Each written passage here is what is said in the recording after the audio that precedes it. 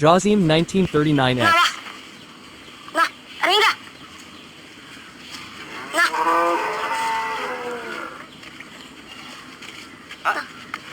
ഒറ്റക്കെടുക്കോ?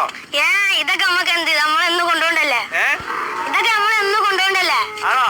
നമ്മളൊറ്റക്കാണ് പശുവിനെ കെട്ടാനും. ഇതിപ്പോ ഇറക്കണത് ഇതിപ്പോ പുല്ല് കൊടുക്കാൻ വേണ്ടിട്ട്. ഇതിപ്പോ പ്രസവിക്കാനായ പശുവാണ്. 4-5 ദിവസം കൊണ്ട് ഇത് പ്രസവിക്കും.